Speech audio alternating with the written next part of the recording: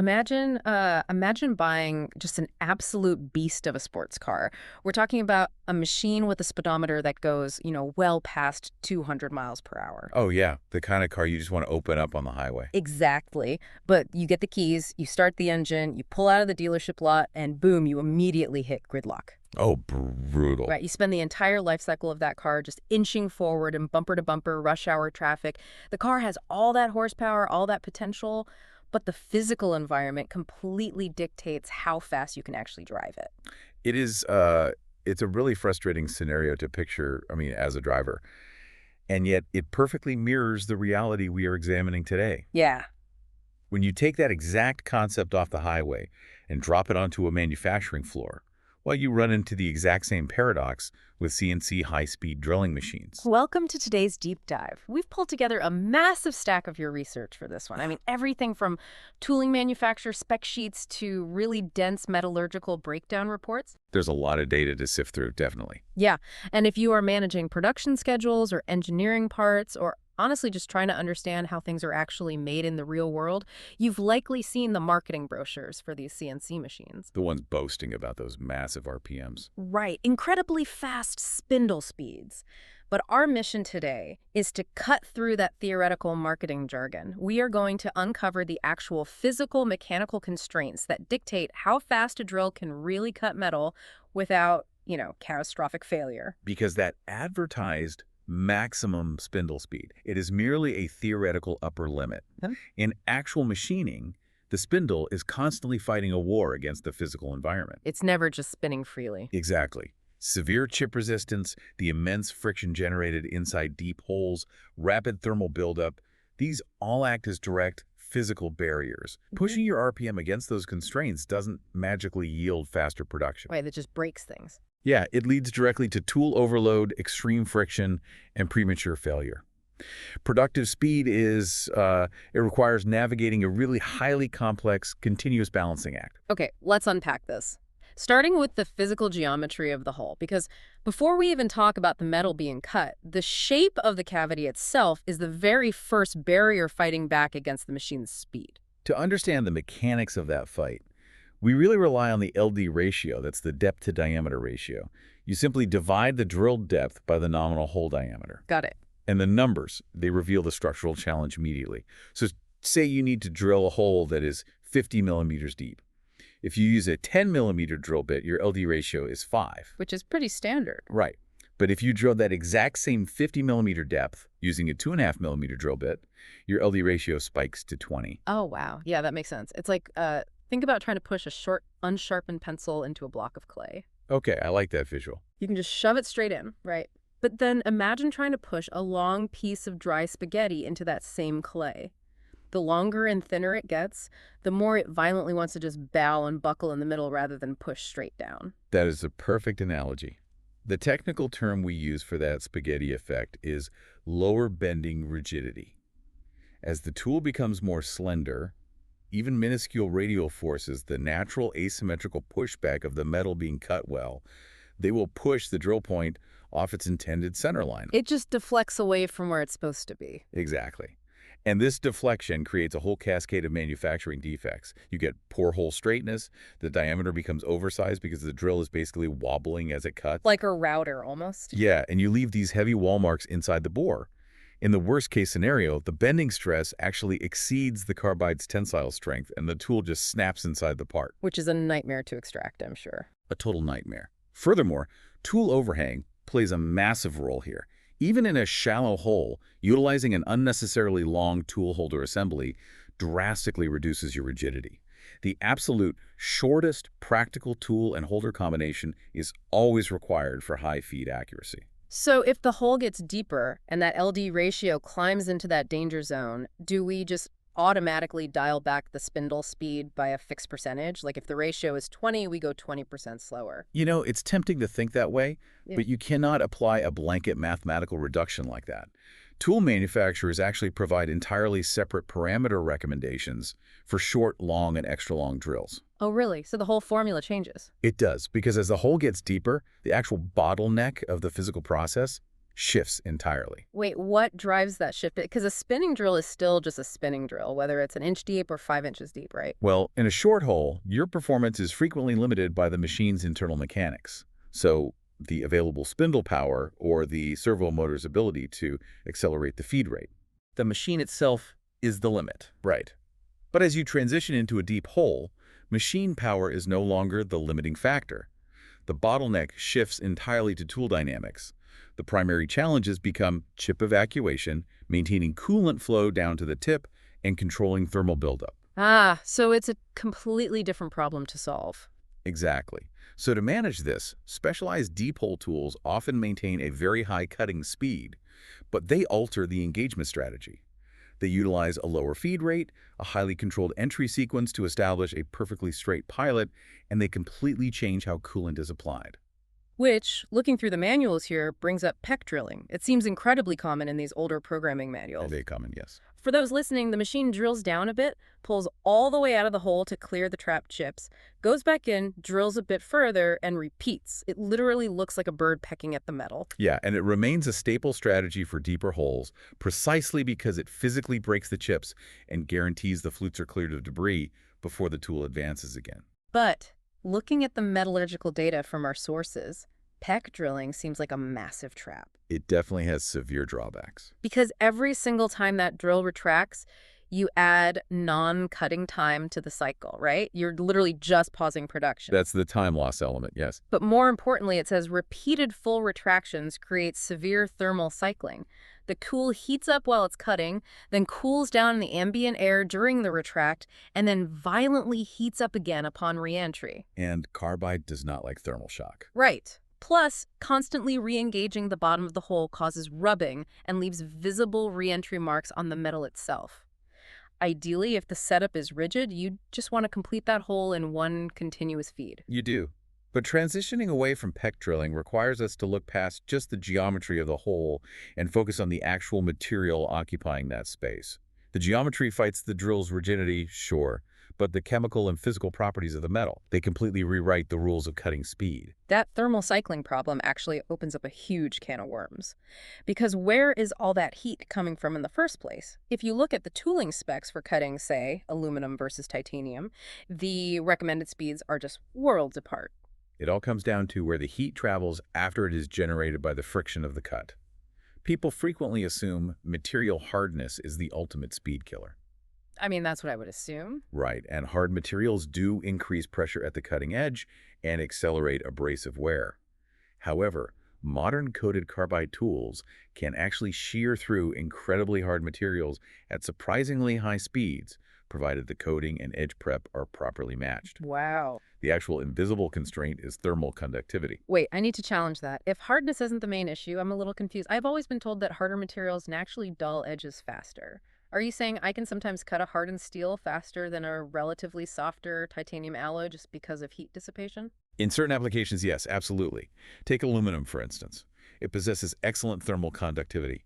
When the drill shears the aluminum, the massive heat generated by that friction flows rapidly into the metal chips and into the surrounding part, effectively pulling it away from the cutting edge. Okay, so the heat leaves the tool. Exactly. This allows you to run the spindle at screaming fast speeds. Titanium alloys and nickel-based superalloys are the exact opposite. They transfer heat very poorly. So the heat acts like a thermal blanket. It has nowhere to escape. A huge percentage of that extreme heat stays trapped directly at the cutting edge of the drill. If you run your spindle at high RPMs in titanium, that trapped heat literally melts the cobalt binder holding the carbide tool together. Oh, geez. It melts the binder. Yeah, the edge softens, the protective coating breaks down, and the tool suffers rapid catastrophic flank wear. It just fails. Here's where it gets really interesting, though. If heat and friction are the ultimate enemy, common sense dictates that when you hit a difficult heat-trapping material like austenitic stainless steel, you should just dial the feed rate way back, like go incredibly slow and gentle to keep the friction down. And that exact instinct ruins tools on a daily basis due to a metallurgical phenomenon called work hardening. Work hardening. Right. Austenitic stainless steel possesses a really unique crystalline structure. If your feed rate is excessively low, the cutting edge of the drill doesn't actually penetrate deeply enough to shear a clean chip.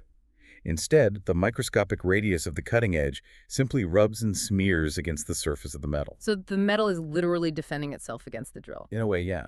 That rubbing generates localized heat and plastic deformation, which hardens the material directly beneath the drill. That is wild. You end up creating a hardened shield exactly where you were trying to cut. Precisely. Once that layer work hardens, the drill cannot penetrate it, the friction spikes exponentially, and the tool burns up in seconds. Therefore, an excessively low feed rate is just as catastrophic as an excessively high speed. Because you're just rubbing instead of cutting. Exactly. The drill must maintain a positive, aggressive cutting action. You have to push the tool hard enough to get underneath that work-hardened layer and shear the metal away before it even has a chance to harden. It really paints a violent picture of what is happening inside that bore. And we aren't just dealing with the solid metal either. We have to deal with the byproduct of cut, the chips. Right, the chips are a huge factor. Because the research shows that different materials don't just require different speeds, they fracture and evacuate completely differently. Chip formation introduces a massive mechanical variable. Take gray cast iron, for example. Its internal graphite flakes cause it to shear into very short, brittle chips that evacuate up the drill flutes with almost zero resistance. Oh, so that sounds ideal. You'd think so. But however, those chips are highly abrasive. They essentially act like a grinding compound, creating a fine abrasive dust that aggressively wears the tool's coating. It even requires specialized machine filtration just to prevent mechanical damage to the CNC's guideways. Wow. Okay. And on the other end of the spectrum, you have low-carbon steels and certain aluminums. They don't shatter into dust at all. They yield these long, continuous ribbons. The dreaded bird's nest. Yeah. If you don't use the correct feed rate to force those ribbons to break, they form that bird's nest. They wrap tightly around the tool holder or just pack themselves solid inside the flutes of the drill. And that is a huge problem for high-speed machining. Right, because if a machine is running at high RPM and those flutes instantly pack solid with continuous chips, the spindle experiences a massive instantaneous torque spike. Right, exactly. The tool snaps before the machine's overload sensors can even trigger an alarm. It's that fast. We also have to account for sticky materials. Sticky? Like how? Due to chemical affinities and heat, aluminum can literally friction weld itself to the cutting edge. It's a condition called built-up edge. Stainless steel, on the other hand, tends to smear along the margins of the drill. So you really can't just generalize this stuff. Not at all. When you are managing a manufacturing environment, you cannot simply copy-paste spindle speeds from one alloy to another. The specific thermal dynamics and the physical reality of how that chip forms will destroy your process if ignored. Okay, so we cannot peck drill because of thermal cycling, and we have to push aggressively to avoid work hardening. But all of this assumes we have a tool that can physically handle that push. Which is a big assumption. Right, which brings us to the actual diameter of the drill, because the physical size of the tool fundamentally alters the math of velocity. It does. Spindle speed is not arbitrary. It is governed by a strict mathematical formula. I knew there'd be math eventually. Just a little bit. The required RPM is calculated by multiplying the target cutting speed by 1,000 and then dividing that by pi times the diameter of the tool. Now, formulas on audio can be a little dense, but the critical takeaway here is the location of the tool diameter in that equation. It is in the denominator. Exactly. That denominator dictates an inverse relationship. Smaller tool diameters require drastically higher RPMs to achieve the exact same edge velocity. And edge velocity is? It's the physical speed at which the outer corner of the cutting edge is actually traveling through the metal. Okay, think of a merry-go-round, right? If you're standing on the very outside edge of the ride, you are moving fast. You're covering a lot of distance. Right, holding on for dear life. Exactly.